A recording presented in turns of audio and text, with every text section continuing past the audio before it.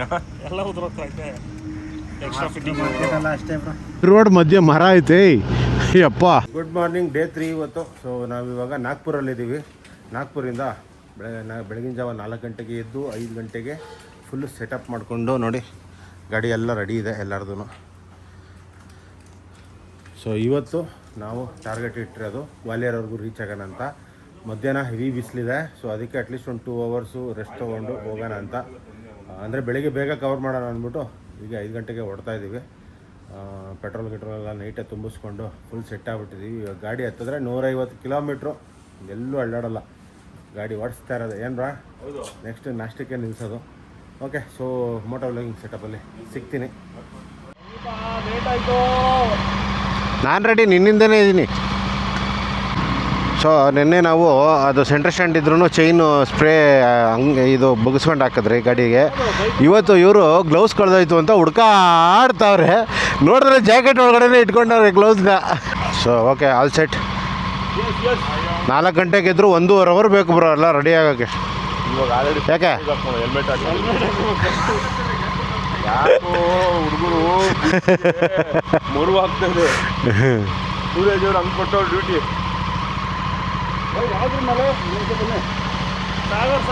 ಸಾಗರ್ ಮೇಲೆ ಇದೇನಾ? ಹಾಂ, ಅದೇ ಅದೇ ಅದೇ ಅದೇ ಅದೇ ಅದೇ ಕರೆಕ್ಟ್. ಹಾಂ, ಹಿಂಗೆ ಯೂಟರ್ನ್ ಇವಾಗ ಮತ್ತೆ ಈ ಕಡೆ ಹಿಂಗೆ ಹೋಗ್ಬೇಕು. ಓಕೆ, ಸೊ ಇವತ್ತು ನಾನು 2 ಬಂಜಿ ಹಾಕ್ತಾಯಿದ್ನಲ್ಲ, ಇವತ್ತು 3ನೇ ಬಂಜಿ ಹಾಕಿದ್ದೀನಿ ಈ ಕಡೆಗೆ. ನಿನ್ನೆ ಯಾಕೋ ನನಗೆ ಸ್ವಲ್ಪ ಡೌಟ್ ಹೊಡಿತು, ಗಾಳಿಗೆ ಅಥವಾ ಅಲ್ಲಿ ಇಲ್ಲಿ ಹಳ್ಳ ದಿನೇ ಬಂದಾಗ ಸ್ವಲ್ಪ ಸೈಡ್ ವಾಲ್ತಾ ಇದೆ ಅಂತ.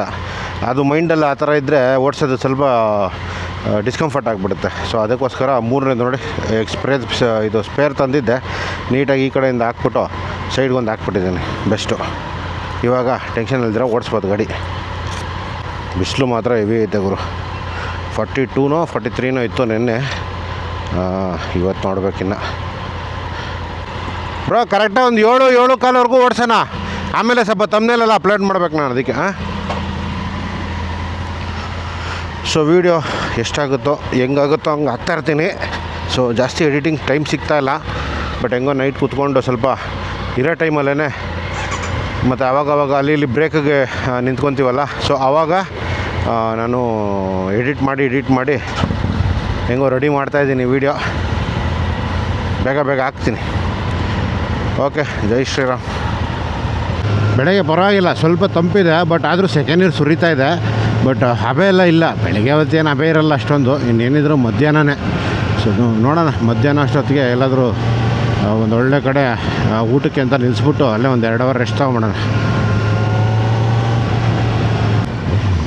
ಸೊ ಇವಾಗ ನಾಗ್ಪುರ್ ಬೈಪಾಸಿಂದ ಸಿಯೋನಿ ಆದಮೇಲೆ ಗ್ವಾಲಿಯರ್, ಆ ಥರ ಆ ರೂಟಲ್ಲಿ ಹೋಗ್ತಾಯಿದ್ದೀವಿ. ಸಾಗರ್ ಆ ರೂಟಲ್ಲಿ ಹೋಗ್ತಾಯಿದ್ದೀವಿ. ಝಾನ್ಸಿ ರೀಚ್ ಆಗ್ತೀವಿ ಅಂದ್ಕೊತೀನಿ. ಝಾನ್ಸಿ ರೀಚ್ ಆದಮೇಲೆ ಗ್ವಾಲಿಯರ್ ಬರೋದು ಅಂದ್ಕೊತೀನಿ. ಕನ್ಫ್ಯೂಸ್ ಆಗ್ಬಿಟ್ಟಿದ್ದೀನಿ, ಬಟ್ ಓಕೆ, ಅದೇ ಥರನೇ ಎಲ್ಲೋ ಇದೆ. ಏನು ರೋಡ್ ಮಧ್ಯೆ ಮರ ಐತೆ ಯಪ್ಪ. ಅಯ್ಯೋ, ಈ ಥರ ಮುಂಚೆ ಒಂದು ಸರಿ ನೋಡಿದ್ದೆ ನಮ್ಮ ಇದರಲ್ಲಿ ಮೇಕ್ರಿ ಸರ್ಕಲಲ್ಲಿ. ಯಾರಾದರೂ ಹಳಬ್ರಿದ್ರೆ ಗೊತ್ತಾಗುತ್ತೆ. ಮೇಕ್ರಿ ಸರ್ಕಲ್ ಬಸ್ ಸ್ಟ್ಯಾಂಡ್ ಹತ್ರನೇ ಒಂದು ಮರ ಇತ್ತು ಮಧ್ಯಾಹ್ನ, ಬಸ್ ಸ್ಟ್ಯಾಂಡ್ ಮಧ್ಯಾಹ್ನ ಅಂದರೆ ರೋಡ್ಗೆ. ಅವಾಗ ಇನ್ನೂ ಫ್ಲೈಓವರ್ ಆಗಿರಲಿಲ್ಲ.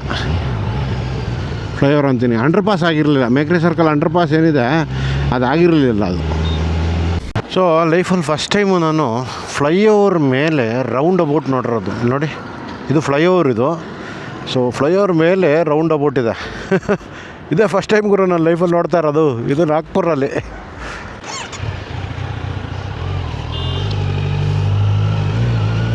ನೋಡಿ, ಇದೇ ರೌಂಡ್ ಅಬೌಟ್.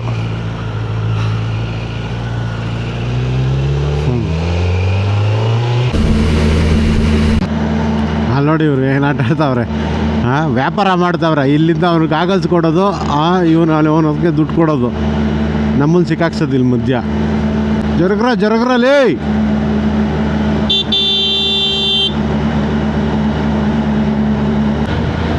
ಎಷ್ಟಲ್ಲೂ ಜಾಗ ಕೊಡ್ತಾನೆ ಅವನು. ಯಾವಾಗ ಎಳೆದು ಬಿಡ್ತಾನೆ ಅನ್ನೋದು ಭಯ.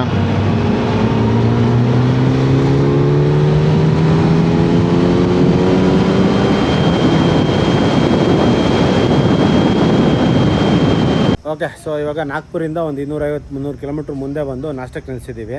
ಸೊ ಇವಾಗ ಏನಾಗಿದೆ ಅಂತಂದರೆ ಇಲ್ಲಿ ನೋಡಿ ನಾನು ಕ್ರಾಶ್ ಕಾರ್ಡ್ ಏನು ಹಾಕ್ತಿದ್ದೀನಲ್ಲ, ಇದು ಲಿಂಕ್ ರಾಡ್ ಇದೆಯಲ್ಲ, ಇದು ಬಂದ್ಬಿಟ್ಟು ನೋಡಿ ವೈಬ್ರೇಷನ್ಗೆ ಫುಲ್ಲು ಬಿಚ್ಚೋಗ್ತಾ ಇದೆ. ಇಲ್ಲಿ ಕ್ಯಾಪ್ ಇರೋದ್ರಿಂದ ಈ ಸ್ಕ್ರೂ ಏನಿದೆ ನೆಟ್ಟು ಇದು ಆಚೆ ಬರ್ತಾ ಇಲ್ಲ, ಅಂದರೆ ಲೈಕ್ ಬಿದೋಗ್ತಾ ಇಲ್ಲ. ಇಲ್ಲ ಅಂತಂದಿದ್ರೆ ಬಿದೋಗ್ಬಿಟ್ಟಿರೋದು. ಸೊ ಈಗ ಸದ್ಯಕ್ಕೆ ಹಾಲಂಕಿ ಹಾಕಬೇಕು. ಪ್ಲಸ್ ಇಲ್ಲಿ ಈ ಸ್ವಿಚ್ಚು ಹೋಯ್ತು. ಈ ಸ್ವಿಚ್ ಇದೆಯಲ್ಲ, ಸ್ವಿಚ್ದು ಒಂದು ಹಾಲಂಕಿ ಇತ್ತು, ಅದೂ ಹೋಗ್ಬಿಟ್ಟಿದೆ. ಏನೋ ಮಾಡ್ಬೇಕು, ಜುಗಾಡು. ಸೊ ಇವಾಗ ಹಾಲಂಕಿ ತೊಗೊಂಡು ಟೈಟ್ ಮಾಡಿಕೊಂಡು ಮತ್ತೆ ತಿರ್ಗಿ ನಾಳೆ ಬೆಳಿಗ್ಗೆ ಗಾಡಿ ಎತ್ತಕ್ಕೆ ಮುಂಚೆ ಒಂದೊಂದ್ಸರಿ ಟೈಟ್ ಮಾಡ್ಕೊಂಡು ಹೋಗ್ಬೇಕು. ಓಕೆ, ಸೊ ಮೈಲೇಜು ನನಗೆ ಗೊತ್ತಿರೋಂಗೆ 18 ಏನೋ ಬರ್ತಾಯಿದೆ. ಒಳ್ಳೆ ಮೈಲೇಜ್ ಬರ್ತಾಯಿದೆ, ಟೆನ್ಷನ್ ಇಲ್ಲ. 120, 115, 120, 130 ಕ್ರೂಸಿಂಗ್ ಸ್ಪೀಡ್ಗೂ ಆರಾಮಾಗಿ 18 ಬರ್ತಾಯಿದೆ ಮೈಲೇಜು. ಫುಲ್ಲು ಖುಷಿ, ಹ್ಯಾಪಿ. 18 ನಾನು 12 ಅಂದ್ಕೊಂಡು ಲೆಕ್ಕ ಹಾಕ್ಕೊಂಬಂದಿದ್ದು, ಬಟ್ 18 ಬರೋದಕ್ಕೆ ಖುಷಿ. ಬ್ರೋ ನಿಮ್ದು ಎಷ್ಟು ಬರ್ತಾಯಿದೆ? ಯಾವುದು ಟೈಗರ್ದು ಚೆಕ್ ಮಾಡಿಲ್ರಾ? ಹಾಂ 20? 20 ಬಂದರೆ ಇನ್ನೂ ಸೂಪರ್ ಇದೆ. ಸೊ ಇದು 20 ಬರ್ತಾಯಿದೆ ಟೈಗರ್.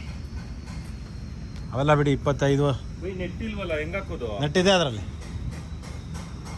ಹುಡುಗಿಯಾ ಇಟ್ಕೊಳ್ಳಿ, ಹಾಕ್ತೀನಿ. ರೆಕಾರ್ಡಿಂಗಲ್ಲಿದೆ. ಹಾಂ ಸಾರಿ, ನೋಡಿ ಇವು ಉಲ್ಟಾ ಇದೆ. ಹೆಂಗಿದೆ ಇದು? ಈ ಕಡೆ ಎಲ್ಲೂ ರೆಕಾರ್ಡ್ ಆಗ್ತಾಯಿದೆ. ಹಾಗಾಗಿ ಆಮೇಲೆ ತಿರ್ಗಿಸ್ಕೋಬೇಕು. ಹಾಂ ಹಂಗೆ ಇದೊಂದು ಇರೋದಕ್ಕೆ ಇದು ಸೇಫಾಗಿ ಕೂತೈತಿ, ಬಿಚ್ಕೋತಾನೇ ಇದೆ. ಓ ಇಲ್ಲಾಂದ್ರೆ ನೆಟ್ ಹೋಗ್ಬಿಟ್ಟಿರೋದು. ನೆಟ್ ಯಾವಾಗ ಹೋಗ್ಬಿಟ್ರೋದು. ಆ ಲೈಟ್ ಸ್ವಿಚ್ ನಾನು ಅವತ್ತೆ ತೋರಿಸ್ಬಿಟ್ಟು ಹೇಳಿದೆ ಮೊನ್ನೆ, ಲೂಸ್ ಆಗಿದೆ ನೋಡಿ ಅಂತ. ಹಾಂ ಲೈಟ್ದು ಬೆಳಗ್ಗೆ ಮಾಡ್ಕೊಳ್ಳೋಣ. ಲೈಟಾ? ಸ್ವಿಚ್ ಇತ್ತು ಇಲ್ಲಿ, ನಾನು ಲೂಸ್ ಆಗಿದೆ ನೋಡಿ ಅದು ಅಂತ. ಇದ್ರ ನೆಟ್ ಎಗ್ರೋಗ್ಬಿಟ್ಟಿದೆ ಇವಾಗ. ಅಯ್ಯೋ ಏನು ಇದು ಎಲ್ಲ ಏನಿದು ಎಲ್ಲ ಉದುರೋಗ್ತಾ ಇದೆ. ಎಕ್ಸ್ಟ್ರಾ ಫಿಟ್ಟಿಂಗ್ ಅಲ್ಲ ಅಷ್ಟೇ ಬ್ರೋ.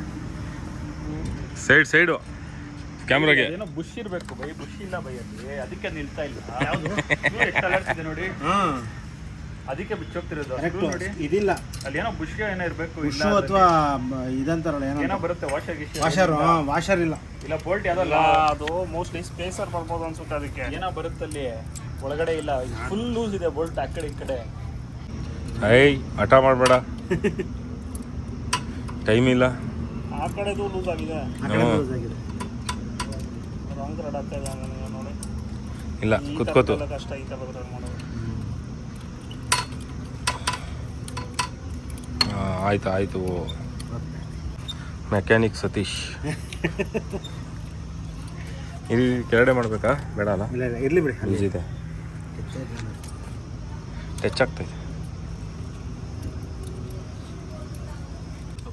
ಇಲ್ಲಿರೋ ಯಾರಿಗೂ ಹಾಲಂಕಿನೇ ಗೊತ್ತಿಲ್ಲ ಬ್ರೋ. ಹೌದಾ? ಅಲ್ಲಿ ಯಾವ್ದೊಂದು ಗ್ಯಾರೇಜ್ ಅಲ್ಲಿ ನಿಲ್ತೆ ಹಾಲಂಕಿ ಇದೆ ಅಂದ್ರೆ ಕ್ಯಾ ಅಂತ ಅವನು ಹಾಲಂಕಿನ ತೋರಿಸಿದ್ರು ನಮ್ಗೆ ಗೊತ್ತಾಯ್ತಲ್ಲ. ಸೊ ಹೆವಿ ಬಿಸಿಲು. ಇಂಜಿನ್ ಸದ್ಯಕ್ಕೆ ಟೆಂಪ್ರೇಚರು 90 ಒಳಗಡೆನೇ ಇದೆ. ಜಾಸ್ತಿ ಏನು ರೈಸ್ ಆಗ್ತಾ ಇಲ್ಲ. ಎಲ್ಲೋ ಸಿಟಿ ಒಳಗಡೆ ಅಥವಾ ಟ್ರಾಫಿಕ್ ಇದ್ದಾಗ ಮಾತ್ರ 100 ಏನೋ ಹೋಗಿತ್ತು ಆವಾಗಲೇ. ಇಲ್ಲಾಂದರೆ 90, 95 ಈ ಥರನೇ ಇದೆ. 85, 90, 95 ಈ ಥರನೇ ಓಡಾಡ್ತಾ ಇದೆ. ಸೊ ಟೆಂಪ್ರೇಚರ್ Z900 ಹೀಟ್ ಆಗುತ್ತೆ, ಓವರ್ ಹೀಟಿಂಗ್ ಇಶ್ಯೂಸ್ ಆಗುತ್ತೆ ಅಂತೇನಾದರೂ ನೀವೇನಾದರೂ ರೈಡಿಂಗಲ್ಲಿ ಟೆನ್ಷನ್ ತೊಗೊತಾ ಇದ್ದರೆ, ಸೊ ಲಾಂಗ್ ರೈಡಲ್ಲಿ so this is the case. 89, 90, 95ವರೆಗೂ ಇರುತ್ತೆ. ಎಷ್ಟೇ ಬಿಸಿಲು, ಅದು ಮಧ್ಯಾಹ್ನದ ಬಿಸಿಲು 40-42 ಡಿಗ್ರಿ ಇದೆ. ಇಂಥ ಬಿಸಿಲು ಪ್ಲಸ್ ಹೀಟ್ ವೇವಲ್ಲೂ ಇಟ್ಸ್ ಮೈಂಟೈನಿಂಗ್ ಅರೌಂಡ್ 89, 90 ಅಂತಂದರೆ Z9 ಫಿಟ್ ಫಾರ್ ಟೂರಿಂಗ್ ಅಂತ. ಇನ್ಲೈನ್ ಫೋರ್ ಇಂಜಿನ್ನು, 18 ಮೈಲೇಜು, ಒಳ್ಳೆ ಕಂಫರ್ಟು, ಮಿನಿಮಮ್ ಲಗೇಜು, ಒಳ್ಳೆ ಸ್ಪೀಡು, ಒಳ್ಳೆ ಹೆಡ್ ಟರ್ನರು. ಯಾರು ನೋಡಿದ್ರು ಯಾವ್ದು ಗಾಡಿ ಏ ಅಂತ ಇರ್ತಾರೆ. ಇನ್ನೇನು ಬೇಕು ಅದಕ್ಕೆ. Z9 ಅಂದರೆ ಎಲ್ಲ ಮಿಡಲ್ ಕ್ಲಾಸ್ ಫ್ಯಾಮಿಲಿಯ ಅಥವಾ ಯಾರೇ ಫಸ್ಟ್ ಟೈಮ್ ಸೂಪರ್ ಬೈಕ್ ತೊಗೋಬೇಕು ಅನ್ನೋರ ಆಸೆ ಇರುತ್ತೆ, ಅಂಥವ್ರಿಗೆಲ್ಲ ಕನಸಿನ ಗಾಡಿ Z9. ಸೊ ಎಲ್ಲ ಮುಂದೆ ಹೋಗಿದ್ದಾರೆ. ನಾನು ಪೆಟ್ರೋಲ್ ಹಾಕ್ಸ್ತಾ ಇದ್ದೆ, ಮುಂದೆ ಹೋಗಿ ಅವರು ಎಲ್ಲಾದರೂ ಒಂದು 70-80 ಕಿಲೋಮೀಟರ್ ನಿಲ್ಲಿಸ್ತಾರೆ. ಆಗಲ್ಲ, ತುಂಬ ಇದಿದೆ. ನಾನೇನೋ ಓಡಿಸ್ಬಿಡ್ತೀನಿ, ನನಗೇನಿಲ್ಲ. ಬಟ್ ಗ್ರೂಪಲ್ಲಿ ಬಂದಮೇಲೆ ಗ್ರೂಪ್ ಹೆಂಗಿರುತ್ತೆ ಅದ್ರ ಥರ ನಾವು ಅಡ್ಯಾಪ್ಟ್ ಆಗಬೇಕು. ಸೋಲೋ ಇದ್ದಾಗ ನೀನು ಹೆಂಗಾದರೂ ಮಾಡ್ಕೋ, ಟೆನ್ಷನ್ ಇಲ್ಲ. ಗ್ರೂಪಲ್ಲಿ ಇದ್ದಾಗ ಗ್ರೂಪ್ ಜೊತೆ ಇರೋದನ್ನ ಕಲಿಬೇಕು ನಾವು. ಸೊ ತುಂಬ ಜನ ಆಯಿತು ಇವತ್ತು ಅದೊಂದು ಹೇಳ್ಬಿಡ್ತೀನಿ ಕೇಳಿ. ತುಂಬ ಜನ ಗ್ರೂಪಲ್ಲಿ ಜಗಳ ಮಾಡ್ಕೊಳೋದು ಏನೋ ಗೊತ್ತಾ, ಈ ಸಣ್ಣ ಸಣ್ಣ ವಿಷಯಕ್ಕೆ. ಇವಾಗ ಒಂದು ಗ್ರೂಪ್ ಅಂದಮೇಲೆ 5 ಜನ ನೋಡಿ ಇಲ್ಲೇ ಇದೆ, 5 ಜನ, 5 ಬೆರಳು ಇದು ಒಂದೇ ಥರ ಇರಲ್ಲ ಅಂತ ಎಲ್ಲರಿಗೂ ಗೊತ್ತು, ಅದನ್ನೇ ನಾನು ಮತ್ತೆ ಹೇಳಲ್ಲ. ಈಗ ನಾನು ನಿಲ್ಲಿಸ್ದಿರೋ ಹೋಗಬೇಕು ಅಂತಿರ್ತೀನಿ 200 ಕಿಲೋಮೀಟ್ರು. ಇವಾಗ ಇಲ್ಲಿ ನಾನು CK ಜೊತೆ ಹೋಗ್ತಾಯಿದ್ದೀನಿ. ಸೊ CK ಇಲ್ಲ ನನಗೆ ಇವಾಗ ರೆಸ್ಟ್ ಬೇಕು, ಒಂದು ಅರ್ಧ ಅವರ್ ಕೂತ್ಕೊಂಡು ಹೋಗೋಣ ಅಂತಾನೆ. ಸರಿ ಆಯಿತು ನಡಿ. ನಾವು ಹುರ್ಕೋಬಾರ್ದು ಅಂತಂದರೆ ಅಯ್ಯೋ ನಾವು ಹೋಗ್ಬೇಕಾಗಿತ್ತು, ನೀನು ಕೂರಿಸ್ಬಿಟ್ಟೆ, ಯಾಕೆ ಬಾ ಹೋಗ್ಬೇಕು ಹೊಡಿಬೇಕು ಅದು ಇದು ಅಂತಂದರೆ ಆಗಲ್ಲ. ಅವ್ರ ಬಾಡಿ ಹೆಂಗೆ ಅಂತ ಅವ್ರಿಗೆ ಗೊತ್ತಿರುತ್ತೆ, ಅವ್ರಿಗೆ ಯಾವಾಗ ರೆಸ್ಟ್ ಬೇಕೋ ಅವ್ರಿಗೆ ಗೊತ್ತಿರುತ್ತೆ. ಸೊ ಅದನ್ನು ನಾವು ಆ ಒಂದು ಡಿಸಿಷನ್ನ ನಾವು ರೆಸ್ಪೆಕ್ಟ್ ಮಾಡಬೇಕು. ಆವಾಗೇ ಗ್ರೂಪ್ ಕರೆಕ್ಟಾಗಿರೋವಂಥದ್ದು. ಪ್ಲಸ್ಸು ಕೆಲವ್ರು ಸ್ಲೋ ಆಗಿ ಬರ್ತಾರೆ, ಕೆಲವ್ರು ಫಾಸ್ಟಾಗಿ ಹೋಗ್ತಾರೆ, ಅದೇನು ಮಾಡೋಕ್ಕಾಗಲ್ಲ. ಒಂದು ಗ್ರೂಪ್ ಅಂದಮೇಲೆ ಒಬ್ಬರು ಫಾಸ್ಟಾಗಿ ಹೋಗೋರು ಇರ್ತಾರೆ, ಒಬ್ಬರು ಸ್ಲೋ ಆಗಿ ಹೋಗೋರು ಇರ್ತಾರೆ, ಒಬ್ಬರು ಮೀಡಿಯಮಾಗಿ ಹೋಗೋರು ಇರ್ತಾರೆ, ಒಬ್ಬರು ಮೂಡ್ ಮೇಲೆ ಡಿಪೆಂಡ್ ಆಗುತ್ತೆ. ಒಂದೊಂದು ಸರಿ ಇಂಜಿಂತ ಹೋಗಿರ್ತಾರೆ, ಒಂದು ಸರಿ ನಿಧಾನಕ್ಕೆ ಹೋಗ್ತಾ ಇರ್ತಾರೆ. ಸೊ ಹಂಗೆ ಎಲ್ಲನೂ ಅಡ್ಜಸ್ಟ್ ಮಾಡ್ಕೊಂಡ್ರೆ ಅದು ಗ್ರೂಪು. ಇಲ್ಲ ಅಂತಂದರೆ ಸುಮ್ಮನೆ ಸಣ್ಣ ಪುಟ್ಟದಕ್ಕೆ ಜಗಳ ಆಗೋದು. ಏನು ತಲೆ ಹೋಗೋಂಥ ವಿಷಯದಲ್ಲಿ ಜಗಳ ಆಡೋಲ್ಲ ಈ ಗ್ರೂಪ್ಗಳಲ್ಲಿ. ಸಣ್ಣವೇ ಅವ್ನು ನೋಡು ಇನ್ನೂ ಬಂದಿಲ್ಲ, ಅವ್ನು ನೋಡು ನಮ್ಮನ್ನು ಬಿಟ್ಬಿಟ್ಟು ಮುಂದೆ ಹೋಗ್ಬಿಟ್ಟ, ಹಂಗೆ ಇಂಥ ಸಣ್ಣ ಪುಟ್ಟ ಜಗಳಗಳೇ ಜಾಸ್ತಿ ಆಗೋದು. ಆಮೇಲೆ ಊಟಕ್ಕೊಂದು ಕಡೆ ನಿಲ್ಲಿಸು ಅನ್ನೋದು, ಇಲ್ಲ ಇಲ್ಲಿ ಬೇಡ ಚೆನ್ನಾಗಿಲ್ಲ ನಾವು ಅಲ್ಲಿ ಹೋಗೋಣ ಅನ್ನೋದು. ಆಮೇಲೆ ಕೆಲವರು ವೆಜ್ ಇರ್ತಾರೆ, ನಾನ್ ವೆಜ್ ಅವ್ರ ಜೊತೆಗೆ ಅಥವಾ ನಾನ್ ವೆಜ್ ಹೋಟಲ್ಲಿ ಕೂತ್ಕೊಳೋಕ್ಕೂ ಬೇಜಾರಾಗುತ್ತೆ. ಆವಾಗ ಹುಡುಗರು ಅರ್ಥ ಮಾಡ್ಕೋಬೇಕು. ಅವ್ರೇನಂತಾರೆ ಬಾರೋ ಏನೋ ನಮ್ಗೆ ಗೊತ್ತಿಲ್ವಾ ಅದು ಇದು ಅಂತ ಅನ್ಬಾರ್ದು. ಸೊ ಈ ಥರ ಸಣ್ಣ ವಿಷಯಗಳನ್ನೆಲ್ಲ ಅಡ್ಯಾಪ್ಟ್ ಮಾಡ್ಕೊಳಂಗಿದ್ರೆ ಗ್ರೂಪ್ ರೈಡ್ಗೆ ಹೋಗಿ, ಇಲ್ಲ ಅಂತಂದರೆ ಸುಮ್ಮನೆ ಸೋಲೋ ಹೋಗ್ಬಿಡಿ ಬೆಸ್ಟು. ನಂದೇನು ಟೆನ್ಷನ್ ಇಲ್ಲಪ್ಪ, ನಾವು ಎರಡೂ ಥರ ಅಡ್ಜಸ್ಟ್ ಆಗ್ತೀವಿ. ಇವಾಗ ಅವ್ರು ಎಲ್ಲಿ ನಿಲ್ಲಿಸು ಅಂದರೂ ನಿಲ್ಲಿಸ್ತೀನಿ, ರೆಸ್ಟ್ ತೊಗೊಳೋಣ ಅಂದರೂ ತೊಗೊಳ್ತೀನಿ. ಆಯ್ತು 200 ಕಿಲೋಮೀಟ್ರ್ ಸ್ಟ್ರೆಚ್ ಹೊಡೆಯೋಣ, ಇನ್ನು ನಿಲ್ಸೋದೇ ಬೇಡ ಎಲ್ಲೂ ಅಂತಂದ್ರೂ ಹೊಡಿತೀನಿ. ಬಟ್ ನನಗೊಂದೇ ಏನಂತಂದರೆ ನೈಟ್ ರೈಡ್ ಸ್ವಲ್ಪ ಕಷ್ಟ. ನೈಟು ಒಂದು 10-11 ಗಂಟೆವರೆಗೂ ಓಡಿಸ್ತೀನಿ. ಅದ್ರ ಮೇಲೆ ಸ್ವಲ್ಪ ಬಾಡಿ ಸ್ಟ್ರೈನ್ ಜಾಸ್ತಿ ಆಗಿಬಿಡುತ್ತೆ ನನಗೆ, ಅದ್ರ ಮೇಲೆ ಕಷ್ಟ ಆಗುತ್ತೆ. ಯಾಕಂದರೆ ನನಗೆ ಗ್ಲೇರ್ ಜಾಸ್ತಿ ಹೊಡೆಯುತ್ತೆ. ನಂದು ಗ್ಲಾಸು ವೈಸರ್, ಹೆಲ್ಮೆಟ್ ವೈಸರು, ಅದರೊಳಗಡೆ ನನ್ನ ಗ್ಲಾಸಸ್ಸು. ಸೊ ಅದೇನಾಗುತ್ತೆ ಅಂದರೆ ಲೈಟ್ ಆಪೋಸಿಟಿಂದ ಬರೋ ಲೈಟ್ಗಳು ನನಗೆ ಫುಲ್ಲು ವೈಟ್ ಸ್ಪ್ರೆಡ್ ಆಗಿಬಿಡುತ್ತೆ. ಸೊ ಅದರಿಂದ ಐ ತುಂಬ ಸ್ಟ್ರೈನ್ ತೊಗೊಳುತ್ತೆ ನನಗೆ. ನನ್ನ ಕಣ್ಣೇ ಅವಾಗ ಸ್ಟ್ರೈನ್ ತೊಗೊಳಕ್ಕೆ ಸ್ಟಾರ್ಟ್ ಆಗುತ್ತೆ, ನನಗೆ ಬಾಡಿ ಎಲ್ಲ ಆಟೋಮೆಟಿಕ್ಕಾಗಿ ಸ್ಟ್ರೈನ್ ಆಗಿಬಿಡುತ್ತೆ. ಸೊ ಅದಕ್ಕೋಸ್ಕರ ನಾನು ನೈಟ್ ರೈಡ್ ಜಾಸ್ತಿ ಅವಾಯ್ಡ್ ಮಾಡ್ತೀನಿ. 10 ಗಂಟೆ 11 ಗಂಟೆ ಮೇಲೆ ಓಡ್ಸೋಕೆ ಹೋಗಲ್ಲ. But if necessary I can do it that. ಅದನ್ನು ಮಾಡ್ಬೋದು ನೆಸಸರಿ ಇತ್ತು ಅಂತಂದರೆ. ಬಟ್ ಇಲ್ಲ ಅಂತಂದರೆ ಐ ಆಲ್ವೇಸ್ ಅವಾಯ್ಡ್ ಇದು ನೈಟ್ ರೈಡ್ಸು. ಆಮೇಲೆ ಇನ್ನೊಂದು ಹೇಳೋದು ಮಾಡ್ತೋದೆ, ಇವಾಗ ರೂಟ್ ಏನಾದರೂ ಮಿಸ್ ಆಯಿತು ಅಂತಂದರೆ ಯೂಶ್ವಲಿ ಗ್ರೂಪಲ್ಲಿ ಹೆಂಗೆ ಅಂತಂದರೆ ಆಲ್ವೇಸ್ ಯಾರಾದರೂ ಒಬ್ಬರು ಏನಾದ್ರು ಲೆಫ್ಟ್ ತೊಗೊಂಡ್ರಿ ಅಂದ್ಕೊಳ್ಳಿ, ಯಾರಾದರೂ ಒಬ್ಬರು ಸ್ವೀಪ್ ಮಾಡ್ತಾಯಿರ್ತಾರೆ ಅಥವಾ ಹಿಂದೆ ನಿಂತಿರ್ಬೇಕು ಯಾರು ಬಂದ್ರಾ ಇಲ್ವ ಅಂತ ನೋಡಿಕೊಂಡು. ಇನ್ ಕೇಸು ಎಲ್ಲರೂ ಹೋಗ್ಬಿಟ್ರು ನೀವು ಇದಾಯಿತು ಅಂತಂದರೆ ಮ್ಯಾಪ್ ಹಾಕ್ಕೊಂಡು ಹೋಗ್ಬಿರು. ಇವಾಗೇನು GPS ಮ್ಯಾಪ್ ಐತಿ ಎಲ್ಲ ಐತೆ, ಅದಕ್ಕೂ ಹೋಗಿ ಜಗ್ಲಾಡ್ತಾರೆ ಕೆಲವರು. ನೀವು ಬಿಟ್ಟು ಹೋಗ್ಬಿಟ್ಟೆ, ಇರಬೇಕಾಗಿತ್ತು, ಕಾಯಬೇಕಾಗಿತ್ತು. ಕೆಲವೊಂದು ಸಂದರ್ಭದಲ್ಲಿ ಒಂದು 4-5 ಜನ ರೈಡ್ ಹೋಗ್ತಾ ಇರ್ತೀರ ಅಂದ್ಕೊಳ್ಳಿ, ಒಂದು 3 ಜನ ಒಂದು ವೈಬ್ ಮ್ಯಾಚ್ ಆಗಿಬಿಟ್ಟಿರುತ್ತೆ. ಅಂದರೆ ಬೈಕಲ್ಲಿ ಅವರು ಝೀ ಅಂತ ಒಂಥರ ಅವ್ರ ವೈಬ್ ಮ್ಯಾಚ್ ಆಗಿ ಅವ್ರ ಪಾಡಿಗಾರು ಹೋಗ್ತಾ ಇರ್ತಾರೆ, ಇನ್ನಿಬ್ಬರು ಸ್ಲೋ ಆಗಿ ಬರ್ತಾ ಇರ್ತಾರೆ ಅಂದ್ಕೊಳ್ಳಿ. ಅದು ಅಡ್ಜಸ್ಟ್ ಮಾಡ್ಕೋಬೇಕು. ಸ್ಲೋ ಆಗಿ ಬರೋರು ಮ್ಯಾಪ್ ನೋಡಿಕೊಂಡು ಇದು ಮಾಡಿಕೊಂಡು ಅವ್ರ ಡ್ರೈವಿಂಗ್ ಇದು ವೇನು ನಾವು ರೆಸ್ಪೆಕ್ಟ್ ಮಾಡಬೇಕು, ಅವರು ನಮ್ಮನ್ನು ಅದೇ ಥರ ರೆಸ್ಪೆಕ್ಟ್ ಮಾಡಬೇಕಷ್ಟೇ. ಮ್ಯೂಚುವಲಿ ರೆಸ್ಪೆಕ್ಟ್ ಮಾಡ್ಕೊಂಡು ಹೋದರೆ ಯಾವ ಗ್ರೂಪು ಜಗಳ ಆಡೋಲ್ಲ. ಎಷ್ಟೋ ಗ್ರೂಪ್ಗಳು ನೋಡ್ಬಿಟ್ಟಿದ್ದೀನಿ ನಾನು, ತುಂಬ ಅಂದರೆ ತುಂಬ ಗ್ರೂಪ್ಗಳು ನೋಡ್ಬಿಟ್ಟಿದ್ದೀನಿ, ಒಂದಲ್ಲ ಎರಡಲ್ಲ ಸಿಕ್ಕಾಪಟ್ಟೆ ಗ್ರೂಪ್ಗಳು ನೋಡ್ಬಿಟ್ಟಿದ್ದೀನಿ. ಸೊ ಇವೆಲ್ಲ ಎಕ್ಸ್ಪೀರಿಯೆನ್ಸ್ ನಮಗೆ. ನೋಡಿ ಇವಾಗ ನಾನು ಆರಾಮಾಗಿ 90-100 ಹೋಗ್ತಾಯಿದ್ದೀನಿ, ಅವರೆಲ್ಲ ಆಗಲೇ 110-105 ಚಚ್ಕೊಂಡು ಹೋಗ್ತಾಯಿದ್ರು. ಸೊ ಹಂಗೆ ಇವಾಗ ನೋಡಿ ಅವರು ರೆಸ್ಪೆಕ್ಟ್ ಮಾಡ್ತಾರೆ ನನ್ನ ಡ್ರೈವಿಂಗ್ ವೇನ, ನಾನು ಅವ್ರ ಡ್ರೈವಿಂಗ್ ವೇನ ರೆಸ್ಪೆಕ್ಟ್ ಮಾಡ್ತೀನಿ. ಸೊ ಹಂಗೆ ಮ್ಯೂಚುವಲಿ ಅಂಡರ್ಸ್ಟ್ಯಾಂಡ್ ಮಾಡ್ಕೊಂಡು ಹೋಗ್ತಾ ಇರಬೇಕು. ಅದು ಬಿಟ್ಬಿಟ್ಟು ಇವಾಗ ಇಲ್ಲ ನೀವು ಜೋರಾಗಿ ಹೋಗ್ತೀರಾ ಸ್ವಲ್ಪ ಸ್ಲೋ ಆಗಿ ಹೋಗಿ ನಾನು ಬರ್ತೀನಿ ಅಂತ ಅನ್ನೋಕ್ಕಾಗತ್ತಾ? ಇಲ್ಲ. Either we have to match it or we have to adjust it ಅಷ್ಟೇ. ಈಗ ನಾನು ಸ್ವಲ್ಪ ಹೊತ್ತು ಸ್ಲೋ ಆಗಿ ಓಡಿಸ್ತಾ ಇರ್ತೀನಿ, ಸ್ವಲ್ಪ ಹೊತ್ತು ಫಾಸ್ಟಾಗಿ ಓಡಿಸ್ತಾ ಇರ್ತೀನಿ. ಹಂಗೆ ನಂದು ಮೂಡ್ ಮೇಲೆ ಡಿಪೆಂಡು, ಆಮೇಲೆ ರೋಡ್ ಮೇಲೂ ಡಿಪೆಂಡ್ ಆಗುತ್ತೆ. ಸೊ ಆ ಥರ. ಮತ್ತು ವೀಡಿಯೋಸ್ ಕೂಡ ಯಾವಾಗ ಹಾಕ್ತೀನಿ ಗೊತ್ತಿಲ್ಲ, ರೆಗ್ಯುಲರಾಗಿ ಹಾಕೋಕ್ಕೆ ಟ್ರೈ ಮಾಡ್ತಾಯಿದ್ದೀನಿ. ನೆನ್ನೆ ಎಲ್ಲ ನೈಟೆಲ್ಲ ಕೂತ್ಕೊಂಡು ಎಡಿಟ್ ಮಾಡಿ ಹಾಕಿದ್ದೀನಿ, ಬಟ್ ಜಾಸ್ತಿ ಎಡಿಟ್ ಮಾಡೋಕ್ಕಾಗ್ತಾಯಿಲ್ಲ. ಅಡ್ಜಸ್ಟ್ ಮಾಡ್ಕೊಳ್ಳಿ. ರಿಯಲ್ ಟೈಮ್ ಅಪ್ಡೇಟ್ಸ್ ಬೇಕು ಅಂತಂದರೆ ಇನ್ಸ್ಟಾಗ್ರಾಮ್ ಪೇಜ್ನ ಫಾಲೋ ಮಾಡ್ಕೊಳ್ಳಿ, ಅಲ್ಲಿ ಸ್ಟೋರಿ ಎಲ್ಲ ಅಪ್ಡೇಟ್ ಎಲ್ಲ ಕೊಡ್ತಾಯಿರ್ತೀನಿ. ಇಲ್ಲೇನು ರೋಡ್ ಆಗ್ತಾವ್ರ ಏನೋ ಮಾಡ್ತಾಯಿರ್ತಾರೆ. ರೋಡ್ ಪ್ಯಾಚ್ ವರ್ಕ್ ಮಾಡ್ತಾವ್ರೆ.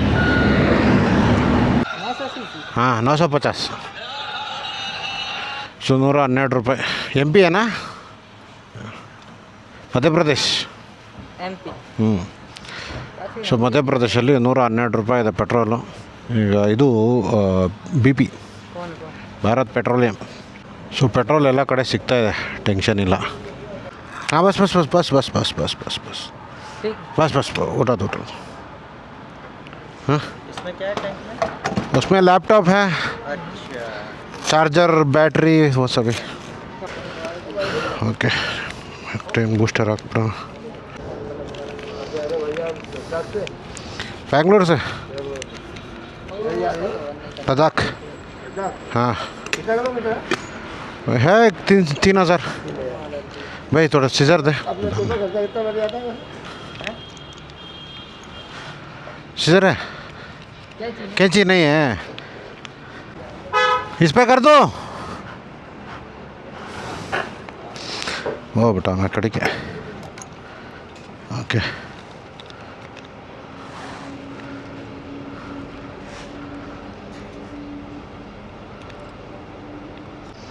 बे वो गिर वो निकलना.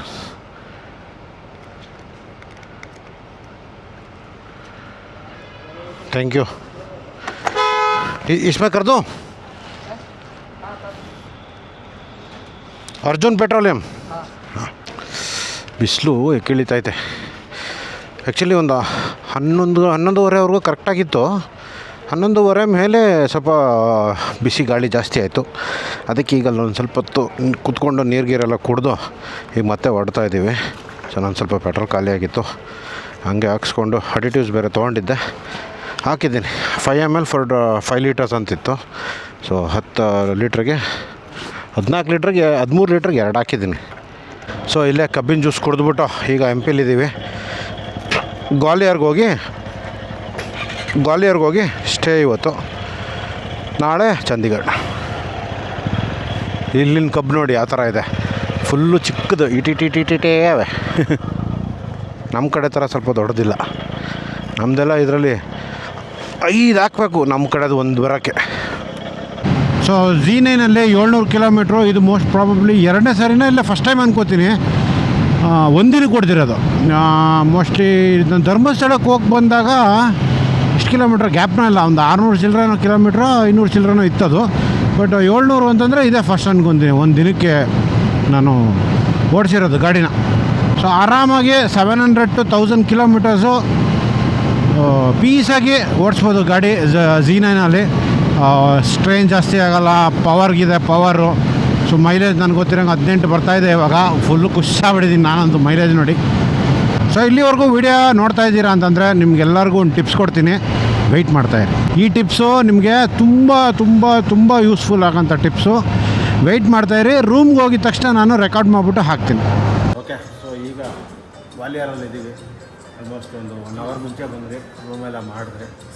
ಯಾವುದಾದ್ರು ದೈವಿಕ ಗ್ರೈಂಡ್ ಅಂತ ಇದೆ, ಒಳ್ಳೆ ಪಾರ್ಕಿಂಗ್ ಜಾಗ ಇದೆ ನೋಡಿ. ಅಲ್ಲಿ ಗಾಡಿಗಳೆಲ್ಲ ನೀಟಾಗಿ ಪಾರ್ಕ್ ಮಾಡಿಬಿಟ್ಟಿದ್ದೀವಿ. ಗೇಟೆಡ್ ಪಾರ್ಕಿಂಗ್ ಇದೆ.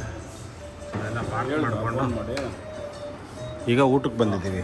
ಊಟ ನಾನು ನೂಡಲ್ಸ್ ಹೇಳಿದ್ದೀನಿ, chilli garlic noodles, fried rice, ಮತ್ತು ಇದೇನು ಇದು this is mushroom ಮಂಚೂರಿನ mushroom ಚಿಲ್ಲಿನ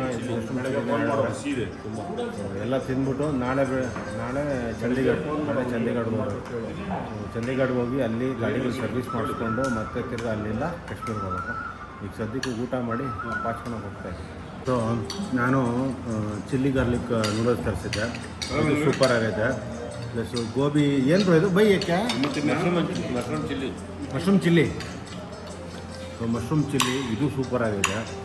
ಜ್ಯೂಸ್ಗಂತೂ super. But ಏನಂತಂದರೆ ಇಲ್ಲಿ ತುಂಬ ಹೋಟ್ಲ್ಸು ಬರೀ veg, pure veg, non veg ಹೋಟ್ಲುಗಳು ಕಮ್ಮಿ. ನೋಡಬೇಕು ಇನ್ನು UP ಹೋದರೆ ಅಲ್ಲಿ ಸಿಗ್ಬೋದು ನಾನ್ ವೆಜ್ಜು. ಅಲ್ಲ ನಾಳೆ ಚಂಡೀಗಢ ಅಲ್ಲಿ ಇಲ್ಲಿ ಎಲ್ಲಾದರೂ ಮಧ್ಯ ಊಟಕ್ಕೆ ಹೋದರೆ ಯಮುನಾ ಹೈವೇಲಿ ಬೆಳಗ್ಗೆ ಸಿಗಲ್ಲ. 50 ಕಿಲೋಮೀಟ್ರಿಗೆ ಒಂದೊಂದು ಸ್ಟಾಪ್ ಇದೆ ಅಷ್ಟೇ. ಇಲ್ಲ ಅಲ್ಲಿ 50 ಕಿಲೋಮೀಟ್ರಲ್ಲಿ ಒಂದು fuel station, food plaza, fuel station ಎಲ್ಲ ಇರುತ್ತೆ. ಹಾಂ, ಬಟ್ ಅದಕ್ಕೆ ಮುಂಚೆ ಹಾಕ್ಸ್ಕೊಳೋದು ಬೆಸ್ಟು. ಅಲ್ಲೇನೋ ಸ್ವಲ್ಪ ಖಾಲಿ ಗಿಲಿ ಆಯಿತು, ಕಮ್ಮಿ ಆಗ್ತೀವಿ ಅದು ಇದು ಅಂತಂದರೆ ಕಷ್ಟ ಆಗಿಬಿಡುತ್ತೆ. ಕರೆಕ್ಟಾಗಿ ಆದ್ರೆ ಹತ್ರ ಫುಲ್ ಟ್ಯಾಂಕ್ ಮಾಡಿಸ್ಕೊಂಬಿಟ್ರೆ ನಾವು ಡೆಲ್ಲಿ ದಾಟ್ಕೊಬಿಡ್ಬೋದು. ಓಕೆ. ಸೊ ಪ್ಲ್ಯಾನ್ ಅಪ್ಡೇಟ್ ಮಾಡ್ತಾ ಇರ್ತೀನಿ.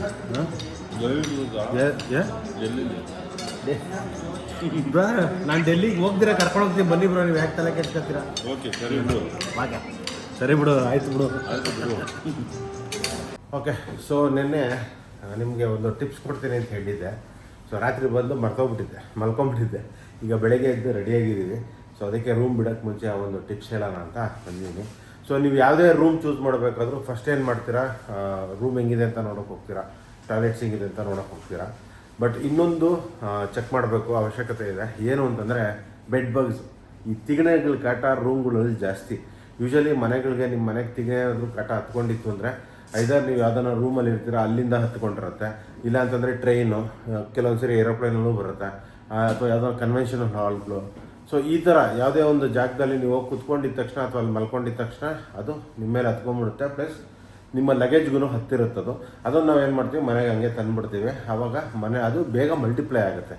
ಸೊ ಅದಕ್ಕೆ ನೀವು ಯಾವುದೇ ರೂಮ್ ನೋಡಬೇಕಾದ್ರೂ ಫಸ್ಟ್ ಏನು ಮಾಡಬೇಕು ಅಂತಂದರೆ ಬಂದು ನೋಡಿ, ಇಲ್ಲಿ ಈ ಥರ ಸ್ವಿಚ್ ಬೋರ್ಡ್ಗಳಿರುತ್ತಲ್ಲ, ಇದ್ರ ನೋಡಬೇಕು ಕಾರ್ನರ್ಸು. ಇಲ್ಲಿ ಬ್ಲ್ಯಾಕ್ ಡಾಟ್ಸ್ ಇರುತ್ತೆ.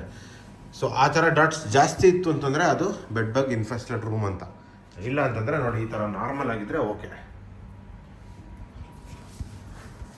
ಅದಾದಮೇಲೆ ನೀವು ಮೇನ್ ನೋಡಬೇಕಾಗಿರೋದು ನೋಡಿ, ಈ ಥರ ಬೆಡ್ ಎಡ್ಜಸ್ಗೆ ಹೋಗ್ಬಿಟ್ಟು ಸ್ವಲ್ಪ ಮ್ಯಾಟಿಂಗ್ ತೆಗೆದ್ರೆ ಇಲ್ಲಿರುತ್ತೆ.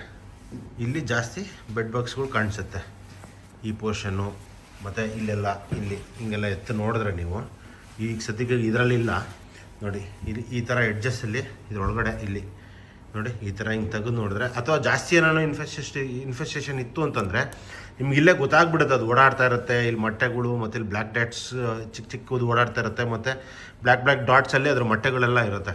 ಸೊ ಗೊತ್ತಾಗ್ಬಿಡುತ್ತೆ. ಸೊ ನೆಕ್ಸ್ಟ್ ಟೈಮ್ ನೀವೇನಾದರೂ ಯಾವುದೇ ರೂಮ್ ಚೆಕ್ ಮಾಡಬೇಕಾದ್ರೂ ಯಾವ್ದಾರ 3 ಸ್ಟಾರು ಅಥವಾ ಸ್ವಲ್ಪ ಲಕ್ಸುರಿ ಹೋಟೆಲ್ಸ್ ಆದರೆ ಅವರು ಫ್ಯೂಮಿಗೇಷನು ಅದು ಇದು ಮಾಡಿಸ್ತಾ ಇರ್ತಾರೆ. ಬಟ್ ಯಾವ್ದಾರ ನಾರ್ಮಲ್ ಹೋಟೆಲ್ಸ್ಗಳು, ಲಾಡ್ಜಸ್ಗಳು ಹೋಗುವಾಗ ದಯವಿಟ್ಟು ಇದೊಂದು ಗಮನದಲ್ಲಿ ಇಟ್ಕೊಳ್ಳಿ. ಒಂದು ಸರಿ ಏನೋ ಬೆಡ್ ಬಗ್ಸ್ ಹತ್ಕೊಂತು ಅಂತಂದರೆ ತುಂಬ ಕಷ್ಟ. ಇನ್ ಕೇಸ್ ಏನಾದರೂ ನಿಮ್ಗೆ ಅದು ಪ್ರಿಕಾಷನ್ ಮಾಡಬೇಕು ಅಂತಂದರೆ, ಇನ್ ಕೇಸ್ ಹತ್ಕೊಂಡ್ಬಿಟ್ಟಿದೆ ಏನು ಮಾಡೋದು ಅಂತಂದರೆ, ನೀವು ರೂಮ್ಗೆ ಅಥವಾ ರೂಮಿಂದ ಅಥವಾ ಮನೆಗೆ ಹೋಗ್ತಿರಲ್ಲ, ಮನೆಗೆ ಹೋಗಿದ ತಕ್ಷಣ ಲಗೇಜ್ಗಳನ್ನೆಲ್ಲ ತೊಗೊಂಡೋಗ್ಬೇಡಿ ಒಳಗಡೆ, ಮನೆ ಒಳಗಡೆ ಆಚೆನೇ ಇಡಿ. ಬಿಸಿಲಿತ್ತು ಅಂತಂದರೆ ಮೇಲೆ ಟೆರೆಸಲ್ಲಿ ಬಿಸಿಲಿಗೆ ಹಾಕ್ಬಿಡಿ. ಅದರಲ್ಲಿರೋ ಬಟ್ಟೆ ಎಲ್ಲ ಫಸ್ಟು ಡೈರೆಕ್ಟ್ ವಾಷಿಂಗ್ ಮಿಷಿನ್ ಅಥವಾ ನೀರೊಳಗಡೆ ಹಾಕ್ಬಿಟ್ಟು ನೆನೆಸ್ಬಿಡಿ.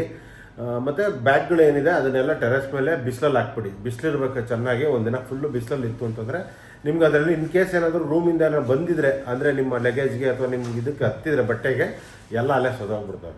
ಸೊ ಒಳಗಡೆ ಕೆಲವ್ರು ಏನು ಮಾಡ್ತಾರೆ ಅಂತಂದರೆ, ಮನೆಗೆ ಬಂದಿದ್ದ ತಕ್ಷಣ ಎತ್ಕೊಂಡೋಗಿ ರೂಮ್ ಮೇಲೆ ದಬ ಅಂತ ಬಿಸಾಕ್ಬಿಟ್ಟು ಮಲ್ಕೊಂಬಿಡ್ತಾರೆ.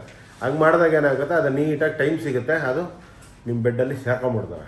ಸೊ ಪ್ರಿಕಾಷನ್ಸ್ ಆಗಿ ತೊಗೊಳ್ಳಿ. ಯಾಕಂದರೆ ಅದರಲ್ಲಿ ಡಿಸೀಸ್ ಜಾಸ್ತಿ ಬರುತ್ತೆ. ಬೆಡ್ ಬಗ್ಸಲ್ಲಿ ಡಿಸೀಸ್ ಜಾಸ್ತಿ ಸ್ಪ್ರೆಡ್ ಆಗುತ್ತೆ. ತುಂಬ ಜನ ಅನುಭವಿಸಿರೋದು ನಾನು ನೋಡಿದ್ದೀನಿ. ಅದಕ್ಕೋಸ್ಕರ ಈ ಒಂದು ಸಜೆಷನ್ ಕೊಡ್ತಾ ಇರೋದು.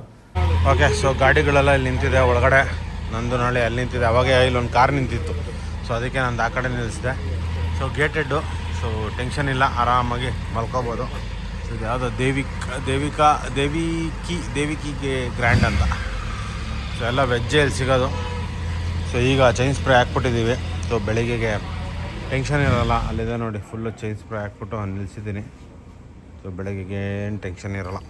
ಓಕೆ, ಸೊ ಇವತ್ತು ಡೇ 3 ಮುಗೀತು. ಇಲ್ಲಿಗೆ ಕ್ಲೋಸ್ ಮಾಡಿ ಊಟ ಎಲ್ಲ ಆಯಿತು. ಈಗ ಹೋಗಿ ನಿದ್ದೆ ಮಾಡೋದಷ್ಟೇ. ಫುಲ್ ಫ್ರೆಶ್ ಅಪ್ ಆಗಿ ಆಗಲೇ ಊಟ ಎಲ್ಲ ಮುಗಿಸಿ ಚೈನ್ ಸ್ಪ್ರೇ ಎಲ್ಲ ಹಾಕಿ ಬೆಳಿಗ್ಗೆ 4 ಗಂಟೆಗೆದ್ದು 5:30 ಅಷ್ಟೊತ್ತಿಗೆ ಬಿಟ್ಬಿಟ್ರೆ ಚಂಡೀಗಢ ಇನ್ನೊಂದು 600 ಚಿಲ್ಲರೆ ಕಿಲೋಮೀಟ್ರ್ ಇದೆ.